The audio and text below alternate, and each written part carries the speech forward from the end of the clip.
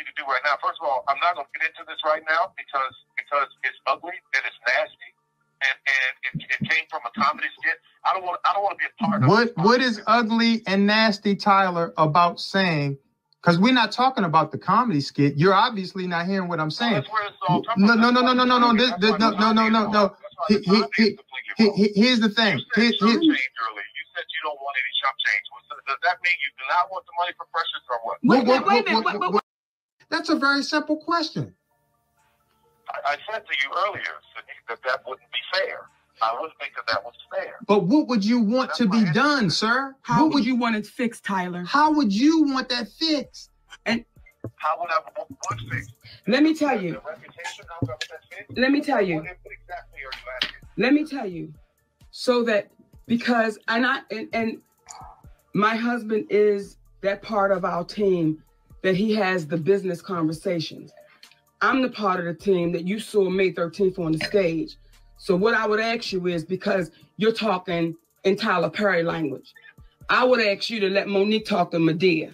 Because when you start talking in Tyler Perry language, brother, you talk like you don't get it. Right, nigga. Right. You got to laugh at it because you know.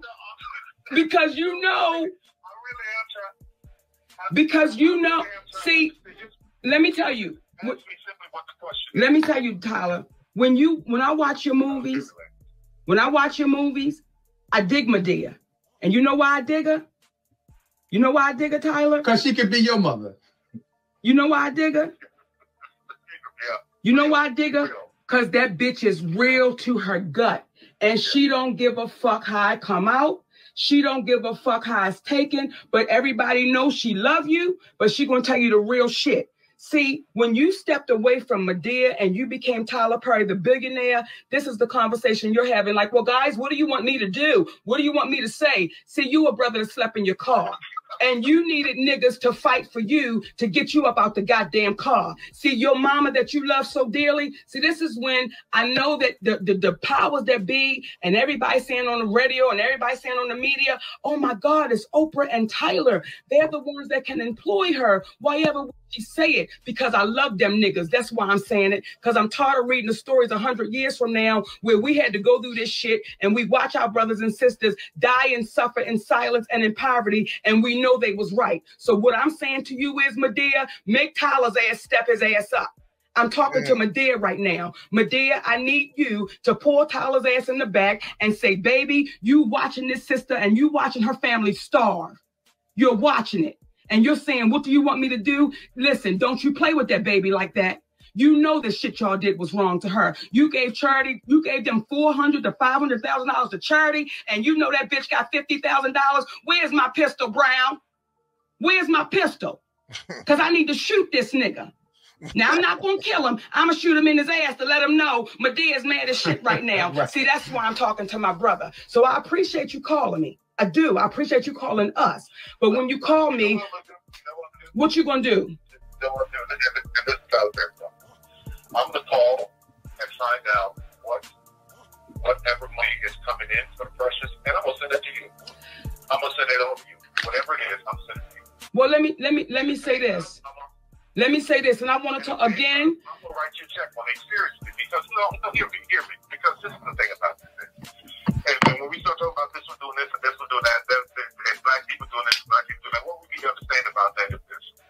Where we are right now and what we're trying to do, we got some opportunities that a lot of most people didn't have. So what I don't want you to feel one day, not one day, is that you were mistreated or that you were treated unfairly. Now, if that means that that's what I need to do, then you do that. You do that. You take that and take it from a place of love. Let me tell you where I'm going to take it from.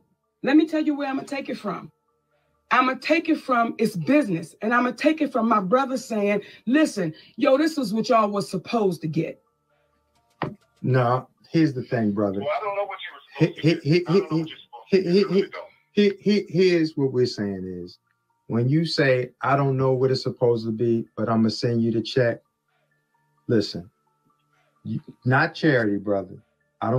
Because see, what happens is, what's not going to take place on our watch is this. I wrote a check for something that came in, And it's one of those things where you missing the point. And we believe enough in the universe to understand that, listen, when a person come to you sincerely with understanding what it is that you're talking about, versus just saying, I'm going to find out what it is and I'm going to write a check. Now it's in the tabloids. You wrote us a check because, you know, I know you flew Whitney Houston in on your private jet. You know, you gave TD Jakes $1 million. And the whole is the way that this is being done. It's like, don't throw us no chump change, because we had to go through a movie audit with Lee for monies that he didn't get. And they're saying that he did something with the money from the movie. Okay. These are the things that we had to deal with. So to speak about the dollars that you're going, that's the thing that I have to deal with too, because I bought the movie to Lionsgate. Listen to what I'm saying though. But listen, Tyler, this is what I need you to hear me. Hold on. In life, you can't walk around mad at everybody because one person did something to you. You must be able to compartmentalize where your frustrations lie. So when you say that you had the things going on with the movie, and then you had it with Lee and then Monique, you're lumping everyone together. And that's what people of color have a tendency of happening to them. They're all this way. See, if you just focus specifically on the interaction with Monique and yourself and it ain't never been anything but cordial, even in times of disagreement, because our thing is, we're not looking to, it's like we said on the podcast, who in the hell wrote the story about how David stepped to Goliath and said, y'all are Goliaths. We just the Davids. We're not in no position to be trying to start. We're not looking to try to start any beef. But at the end of the day, all I'm asking you in your private time, because it's not going to happen right now on the phone, all I ask you in your private time is, how would you want to be treated if you were in a situation where people or a person put out something false about you?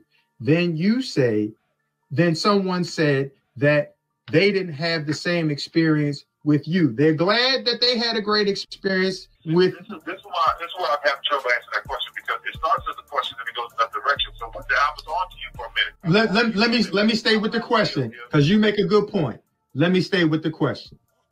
The question is, what would you want someone to do for you who said things about you and or mentioned things about you, alluding to the difficulties that they had with you, all because you chose? I got an answer. How can you answer something and I'm not finished? Okay, well, let me answer part of the question, and then you give me the other part. How about that? Can you do me a favor? Can you, since you called up to have a real conversation, typically I know you used to directing, but what I need you to do is just hear me out man to man. And that is this. How would you feel if someone says something about you that you were not contractually obligated to do? What would you want them to do to make that right? And it don't have nothing to do with money. If somebody had said that, let me just try to be in the position. If somebody had come along and said, Tyler's difficult, he's terrible to work with, he's not going to do anything that you want him to do. If they said all those things, right? If that's what the rumor was, and there were other people who knew that was not to be true, I would want those people to stand up and say that's not true. So, will you and Oprah do that? I can't speak for Oprah. Will you do that? It's my experience. I certainly can. I've never worked with Monique. All I can speak for is my experience on Precious. I don't give a damn about saying that. Would you do what you wanted done for you, Tyler? It's real simple. Would you do what you would want done for you? Because you told David when he said his experience was wonderful, you said that was not your experience. And the question I would have, what did you experience with Monique and or I that made your interaction with us displeasurable? Especially, I I see exactly where you're going. What made my interaction displeasurable is to have to try to navigate between Precious, Lee, Monique not wanting to do any national press without getting paid, having to navigate through all of that. That's where my problem was. But Tyler, this is where we are though. I'm talking in real time.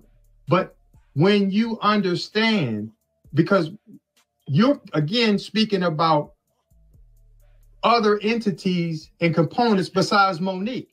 What we're saying is what made it this but what I'm saying to you is I want your experience based upon your understanding that Monique, as we told you then, see writing those scripts or whoever wrote those scripts, they understand life. Come on. And I thought it was you. And if you don't understand that when you sit by and you say nothing when you know it's wrong, as you now said you know, and you agree, then what is the call really for, my brother? What is it? Okay. All right. I'm going to say this because I spent way too much time here. I thought that this would be a quick call that I could just call and say how I felt and to absolutely wish you the best. The only way this changes, I think the only way this changes, I think for you guys and where you are is this. I think Monique needs an amazing movie. She needs to be with a great director. And once the movie's done, it comes out. She gets all this kind of buzz. She gets all this that she did before, and then this thing goes away. That's the way this changes. It's got to be the right thing that comes along. Kind of some of the stuff that Octavia Spencer has been doing that comes along, or Viola comes along. She does that, and all of this goes away. I know that town and how it works. It's like, okay, oh, that was a moment that's passed. She's amazing. That was wrong. So what you're asking me to do right now, first of all, I'm not going to get into this right now because it's ugly and it's nasty, and it came from a comedy skit. I don't want to be a part of it. What is ugly and nasty, Tyler, about saying? Because we're not talking about the comedy skit. You're obviously not hearing what I'm saying. No. Here's the thing. You said you don't want any chump change. Does that mean you do not want the money for Precious or what? But wait a minute, Tyler. Wait a minute, brother. Hold up. Because see, now what happens is the billionaire's starting to come out. Right. Now what's happening is when you call and say, I didn't mean for this to take this long, brother, you called us. And see, what that said was when we first got the call, I'm going to tell you some real stuff. My heart skipped a beat because I said, okay, we get ready to talk to a real cat because he reached out. But now the tone you're beginning to take is, I'm a billionaire and I ain't got time for this. And it ain't going the way I thought it. Wait, hold up, brother. Hold up. Because see, you'll start over talking. I ain't got time for this. And let me say this. And when you say chump change, here's the thing, baby. See, the community is involved right now. You know it and I know it. And everybody out there know it. The community is involved. And they want to see how it's going to play out. Because the community is saying, wait a minute, y'all. Hold up.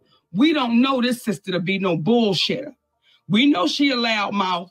We know she'll say some shit off the wall. But what we know about it is she true to her word. And all I would ask you is two questions. The first question is, did you not just say it was wrong? Tyler. Did you not just say it was wrong, Tyler? To say she was difficult for not doing something that she was not contractually obligated to do? Did you not say that you would feel that was wrong? Or am I missing something? I absolutely said that, yes. So the question I would say is, but I didn't mean to spend this much time on it is because just like you were there with your beautiful twins, I got a little boy, and I want to make sure when I'm on, that's where my attention is. Here's the thing. Then you shouldn't have made the call until you were able to talk. But the last question I would ask you, hold up. The last thing I want to ask you is this. It's real simple. If you said it was wrong, when do you speak up and say that it was wrong, Tyler? That's it. Okay, then that means telling my whole experience, which about how I feel about the whole thing. That means telling my whole experience. Whatever you listen, but Tyler, without explaining the whole situation. Tyler, here's the thing. You are articulate, you is smart, okay? And you is kind. And you is kind. Okay? Okay? Listen to me. Listen, shit, this ain't the billionaire. This is me. You gotta cut all that out. This is me talking to y'all.